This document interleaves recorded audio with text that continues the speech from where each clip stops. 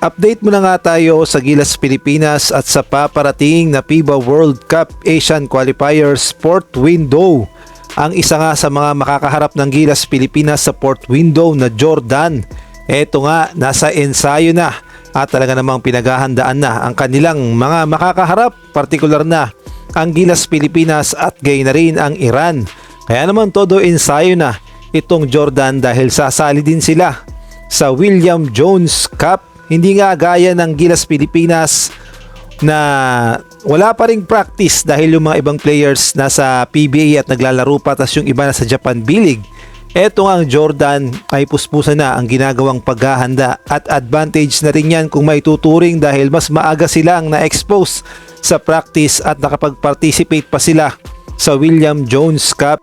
Kaya naman naging mas mahaba ang kanilang paghahanda sa Port Window at ang kanilang mga players ay kondisyon at masasabi nating handa na ang Jordan na lumaban kontra nga sa Gilas at kay na rin sa Iran, at naglabas na rin sila ng kanilang 15-man pool na ipagtatapat nila sa Port Window at kay na rin sa William Jones Cup. Kaya naman ating kilalanin kung sino-sino nga ba ang mga pumasok na players ng Jordan sa kanilang 15-man pool. At nauna nga sa listahan ng kanilang sentro na si Ahmad Al-Duairi na may height na 6'11" o almost 7-footer na rin yan kapag nakasapatos, at ngayon na rin itong si Muhammad Shamer 6'11", at si Saif Alden Saleh na may height na 6'9", si Hadi Al-Shami na may height na 6'8", Yusef Abuwazane na may height na 6'5", Jaylan Harris ang kanilang naturalized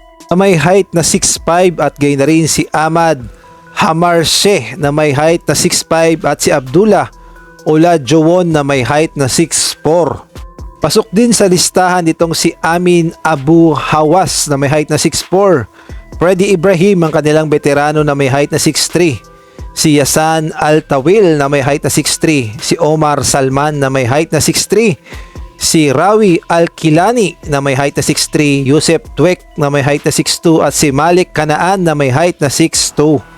At ang Jordan may advantage pa nga dahil meron silang almost 7-footer na si Muhammad Shamer at si Ahmad Al-Duairi. Ito nga ang magpapahirap sa Gilas Pilipinas dahil alam naman nating lahat, isa lamang sa Gilas Pilipinas ang legit na matangkad, at ito nga si AJ Edo na may height na 6'11", at sa kasamaang palad ay hindi nga makakapaglaro si Kai Soto ang ating 7'2". Kaya naman pahirapan pagdating sa ilalim, lalo na kapag pinagsabay ng Jordan ang dalawang higante na ito. Mapapalaban talaga ang Gilas Pilipinas sa lakas ng Jordan at sa kanilang tangkad. Ngunit kung atin ngang babalikan ang 2023 Asian Games na ginanap sa Hangzhou, China, kung saan nakaharap nga ng ating Gilas Pilipinas ang Jordan sa finals, at alam naman nating lahat na tinalo ng Gilas Pilipinas ang Jordan sa finals, at meron pa nga silang naturalized player na si RHJ.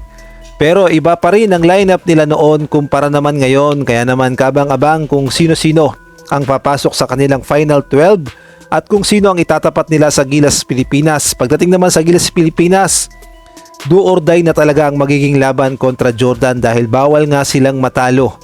Bawat laban ng Gilas Pilipinas kailangang maipanalo dahil dito nakasalalay ang kanilang kapalaran na makapasok sa FIBA World Cup 2027 sa Qatar. Kaya naman kabang-abang ang magiging laban ng Gilas Pilipinas kontra nga dito sa Jordan.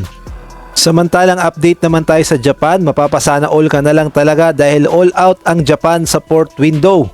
At dito nga makikita natin na present sa kanilang Japan practice ang mga NBA player na kagaya na lamang nila Yuki Kawamura at Roy Hachimura. Nakakainggit nga lang dahil kapag nagpatawag ang kanilang national team ay lahat ay present at wala ngang pa-VIP at walang problema sa bayad ng mga players dahil ang iniisip nila ay para sa bayan. Kaya naman all out ang Japan sa Port Window at desidido silang makapasok sa World Cup. At kung nagustuhan mo ang video na to, favor naman, paki-like naman, paki-subscribe, pakipindot ang notification bell para updated ka sa susunod kong i-upload